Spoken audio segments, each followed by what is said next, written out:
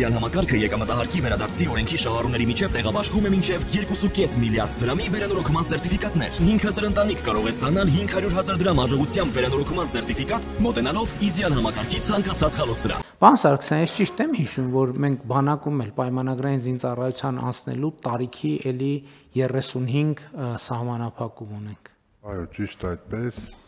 ունենք սահմանափակում։ Ինչի համար։ Էլի նույն պատմությունն է։ Էլի հասկանում եք, եթե էլի եմ ասում, եթե մենք անձի վիճակը ֆունկցիոնալությունը գնահատելու օբյեկտիվ համակարգ ունենանք,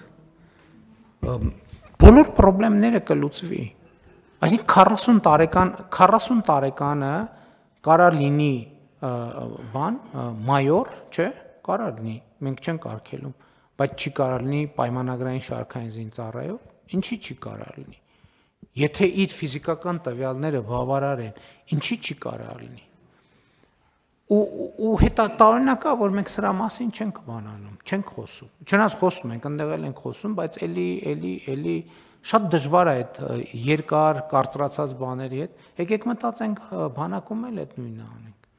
40 տարեկան մարդ է, 45 տարեկան մարդ է, պայմանագրային զինծառայող մանավանդ 5 տարով ենք, չէ՞ մենք պայմանագրերը կնքում։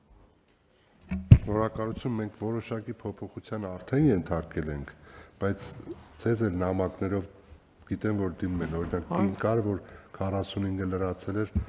եւ տարիքի բերումով հնարավոր չէ ծառայության ընդունել։ Այո, նաեւ քաղաքացիներ կան, կանայք կան, որ դիմում են ոստիկանության համար էլ, բանակի համար էլ, ասում եք, գնում եք տարիքը այդպես իրոք պարզ չի։ Հիմա եթե ոստիկանության դեպքում պարզվել է, որ սա հնարավոր է, բանակի դեպքում ինչ հնարավոր չի։ Եկեք, եթե գնում ենք, արդեն կառավարությունը փաստորեն օրենսդրական նախաձեռնություն եկել հասել է կառավարության նիստ նշանակման գնում ենք, եկեք բանակում էլ նույնը անենք։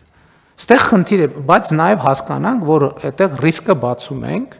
եւ այդ ռիսկը պետք է կառավարենք անձի ֆունկցիոնալության գնահատման օբյեկտիվ համակարգ ունենալը։ Դրանով մեր բոլոր հարցերը կլուծվեն։ Շատ լավ, հարցը դրվում է քվեարկության, ովքեր են դեմ որոշման ընդունմանը, դեմ չկա, որոշումն ընդունված է։